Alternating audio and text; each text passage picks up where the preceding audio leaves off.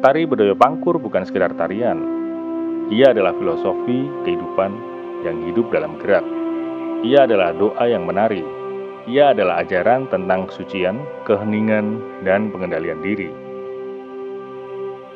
Selama tarian ini masih ditarikan di ruang-ruang keraton, selama gamelan masih berdenting di malam hari, maka selama itu pula roh kebijaksanaan Jawa tetap hidup. Dan tugas kitalah sebagai pewaris zaman untuk tidak hanya menyaksikan, tetapi menjaga, memahami, dan menghormatinya.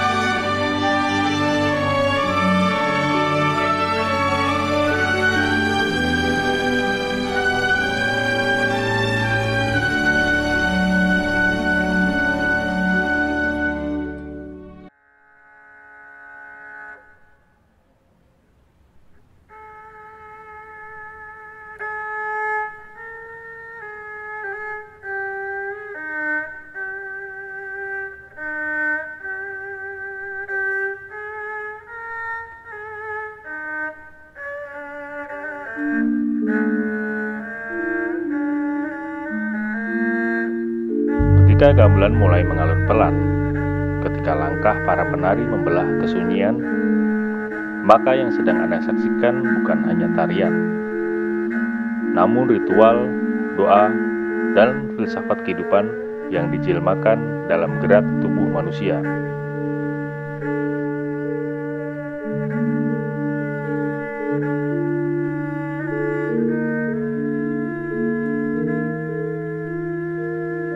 Inilah Bedoyo Pangkur, warisan sakral dari Keraton Surakarta Hadiningrat. Sebuah tarian yang telah menari melewati waktu selama lebih dari 2 abad, dalam diamnya menyimpan petuah agung dari tanah Jawa. Diciptakan oleh Sri Susuhunan Pakubuwono keempat pada akhir abad ke-18, tari Bedoyo Pangkur menjadi bagian dari rangkaian tarian sakral keraton yang disebut Bedoyo. Namun berbeda dari yang lain, Bedoyo Pangkur menyampaikan pesan khusus tentang manusia, nafsu, dan perjuangan menuju kemurnian diri. Pangkur berasal dari kata mungkur, yang berarti meninggalkan atau menjauh. Menjauh dari nafsu duniawi, menjauh dari segala kelekatan yang menjerat jiwa. Filosofi inilah inti dari Bedoyo Pangkur. Bagaimana manusia harus mampu melampaui hawa nafsunya sendiri.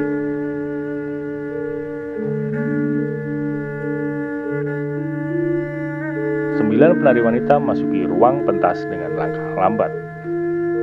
Setiap posisi, setiap arah pandang, dan setiap gerakan telah ditetapkan dalam tatanan simbolik yang rumit, mewakili babahan Hawa Songo atau 9 nafsu utama dalam diri manusia.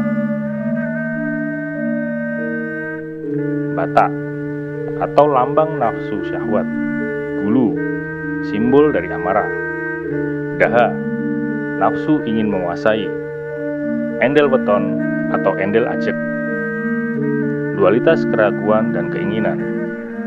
Yang berikutnya adalah apit mengarep, apit meneng, apit muri, melambangkan ketidaktetapan hati manusia. Buncit, simbol kelekatan terakhir yang paling sulit dilepaskan.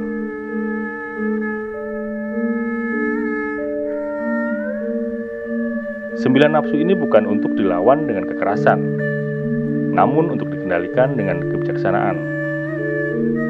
Sebuah pesan leluhur dari warisan leluhur Jawa, bahwa kemenangan sejati adalah ketika manusia mengalahkan dirinya sendiri.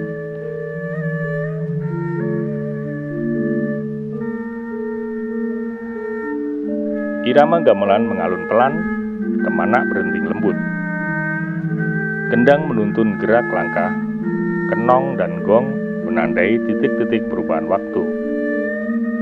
Semuanya berpadu dalam gending pangkur, menciptakan ruang batin yang tenang dan sakral.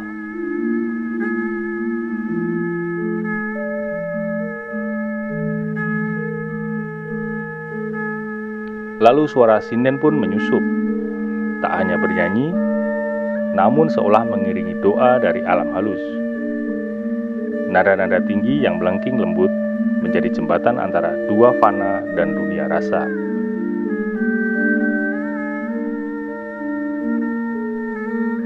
Lihatlah juga busana para penari dengan kain panjang yang menjuntai, disusun dengan bunga-bunga melati, kenanga, dan kantil.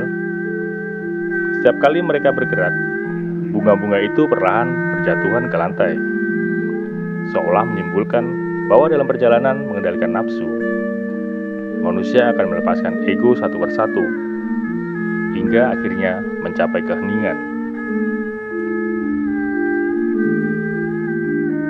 Tari Bedoyo Pangkur bukan sekedar tarian.